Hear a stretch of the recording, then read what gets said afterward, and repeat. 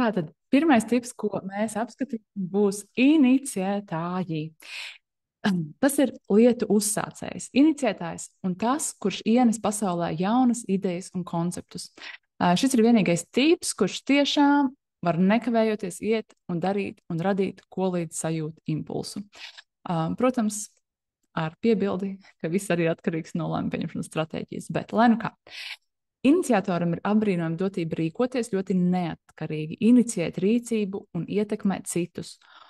Ļoti būtiski apzināties, īpaši viņam pašam, ja, ka tas, ko dara iniciētājs, kā kurā vietā es tikko sapratu, esmu uzrakstījis, vienmēr ietekmē citus, ja, tas vienmēr ietekmē citus. Viskomfortablāk jūtas, ja var darīt to, ko pats vēlas. Iniciētāju nevar vadīt. Viņam nevar prasīt vai teikt, kas jādara. Iniciētājs meklē citu tipu atbalstu, lai iegūtu nepieciešamo enerģiju, kas palīdzētu viņa vīziju pārvērst realitātē. Un atslēgas indikātori, kas signalizē, ka tu esi uz sava ceļa vai novirzījies no sava ceļa, iniciētāja gadījumā ir miers, kā vēlamais virziens, ja, vienmēr iniciētājs augsta mieru, un nevēlamais virziens ir dusmas.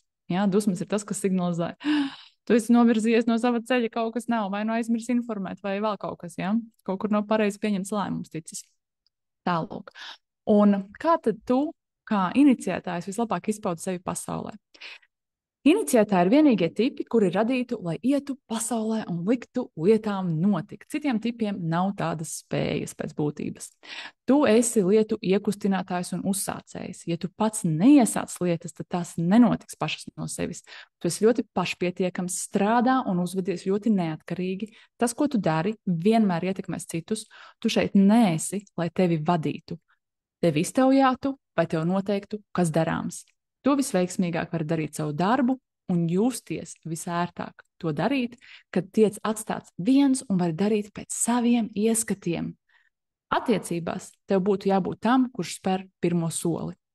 Šis noteikti ir izaicinošs sievietēm. Iniciētājām, ja ir visādas sabiedrības pieņemtās normas. Nu, lūk, tev ir vizionāra skatījums, un tāpēc bieži vien var rasties sajūta, ka tavas idejas un redzējumu citi uzreiz nesaprot. Ja? Apkārtējiem ir nepieciešams laiks, lai tiktu tev līdzi. Dzīvē un darba vidē tev ir jāmeklē citi tipi, lai tie varētu nodrošināt specifiski nepieciešamu enerģiju tev iecerētā nodoma vai vīzijas realizēšanai. Nu, lūk. Tas tā ļoti īsi un konkrēti par iniciētājiem. Un kas tad notiek, kad mēs sadalām to astrodizaina tipos? Ja? Tad mēs iegūstam kardinālo, fiksēto un mainīgo iniciētāju. Ja tu esi kardinālais iniciētājs, tad zini, ka šim iniciētājam ļoti dabiski izdodas ierosināt lietas savā dzīvē. Tikpat dabiski viņi spēja iekāpt arī līdera lomā un ļoti pārliecināti virzās pa dzīvi. Ļoti aktīvi un jaudīgi tipi. Visticamākais, ka tieši kardinālie iniciētāji visizteiktāk rezonē ar sava tipa aprakstu. Un tad mums ir fiksētais iniciētājs. Fiksētajiem iniciētājiem var būt nedaudz izaicinošāk uzsākt lietas, jo šī modalitāte viņu stingrāk tur pie zemes. Un tā iekustēšanās, ja, var būt tāda lēnāka.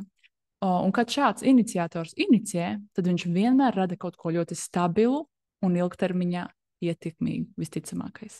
Ja? Nu, lūk, mainīgais iniciētājs, mutablais, tā es laikam pirmajā dienā viņus nosaucu, latviskāk laikam būtu teikt mainīgais. Tā kā mainīgais iniciators, iniciētājs savā dzīvē inicijē ļoti daudz, jo viņam ir ārkārtīgi daudz ideju un ir vēlams sekot teju katrai, jo dinamiskums ir dabiska viņa dzīves sastāvdaļa. Šie būs iniciētāji, kas viegli pielāgojas visam jaunajam un ļoti strauji virzās no viena projekta pie nākamā. Un šī esmu es, starp citu. Ja kāds nespēja izsekot kādu projektu, tad es atkal esmu radījusi, ja, tad lūk te iemesls tam. Tā kā, jā, es priecāšos dzirdēt, ja tu esi iniciētājs, kāds tieši iniciētājs tu esi, tā kā noteikti padalies ar savu salikumu, un noteikti, ja tu to dari Instagramā, tad ietegu arī mani. Jā, tā kā @lelda.design. Priecāšos redzēt un dzirdēt arī to, kā tas ar tevi norizonēja. Jo, protams, kā jau es teicu, šis ir, tāds kā virsējais slānis, ko mēs varam paņemt no astroloģijas un pielikt klāt cilvēka dizainam. Tālūk. Labi. Paldies!